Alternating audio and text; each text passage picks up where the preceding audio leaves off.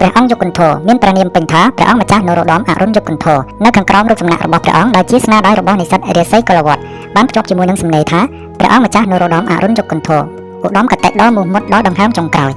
រួចភ្ជាប់ជាមួយនឹងបន្ទូលរបស់ព្រះអង្គថាខ្ញុំជាមនុស្សក្បាលរឹងម្នាក់ដូចថ្មម៉ាប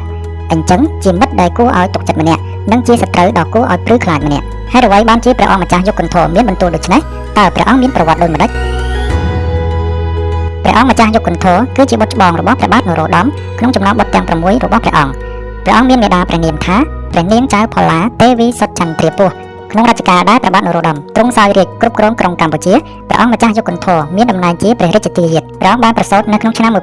1860និងបានចូលទីវង្គតនៅថ្ងៃទី27ខែមិថុនាឆ្នាំ1934ក្នុងព្រះជន្ម74ព្រះវស្សាឃ្លាដែលលើកឡើងថាព្រះអង្គគឺជាមនុស្សក្បាលរឹងតាក់ទងជាមួយនឹងសកម្មភាពនៃការប្រឹងប្រែងរបស់ព្រះអង្គនៅទីក្រុងប៉ារីសប្រឆាំងជាមួយនឹងអំពើជិតសង្កត់របស់អាណានិគមបារាំងមកលើកម្ពុជានៅក្នុងឆ្នាំ1900ក្នុងឋានៈតំណាងឲ្យព្រះមហាក្សត្រខ្មែរព្រះអង្គយុគន្ធររួមជាមួយនឹងប្រតិភូចំនួន6រូបផ្សេងទៀតដែលមានអនុជរបស់ព្រះអង្គមួយរូបផងដែរបានធ្វើដំណើរតាមកប៉ាល់ឆ្ពោះទៅកាន់ប្រទេសបារាំងដើម្បីចូលរួមក្នុងពិធីតាំងពិព័រណ៍ពិភពលោកដែលរៀបចំដោយប្រទេសបារាំងនៅទីក្រុងប៉ារីសនៅទីនោះព្រះអង្គបានធ្វើសកម្មភាពប្រឆាំងតវ៉ាដោយប្រឹងប្រែងទៅកាន់រដ្ឋការបារាំងអំពីអំពើជិះជាន់នៃអាណានិគមបារាំងមកលើកម្ពុជាការហ៊ានបញ្ចេញសកម្មភាពប្រឆាំងជាមួយនឹងបារាំងជាពិសេសនៅលើទឹកដីរបស់ប្រទេសបារាំងទៀតផងធ្វើឲ្យពួកអាណានិគមដែលមានវត្តមាននៅក្នុងកម្ពុជាមានការខឹងសម្បារនឹងព្រះអង្គម្ចាស់នរោត្តមអរុណយុគន្ធរជាខ្លាំង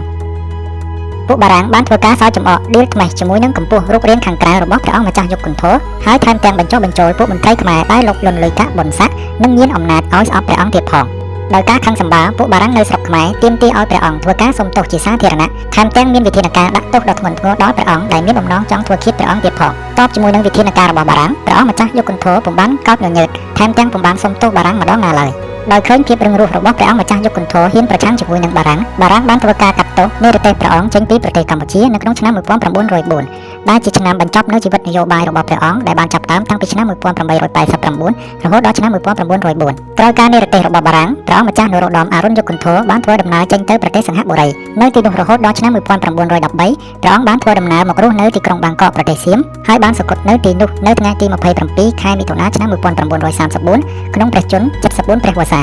នេះគឺជាដំណើររឿងរ៉ាវដើមទងរបស់ព្រះអង្គម្ចាស់នរោត្តមអរុណយុគន្ធរដែលហ៊ានធ្វើសកម្មភាពប្រឆាំងតវ៉ាប្តឹងផ្តល់បារាំងធ្វើឲ្យបារាំងមានការខឹងសម្បារយ៉ាងខ្លាំងរហូតដល់និរទេសព្រះអង្គចេញពីប្រទេសកម្ពុជា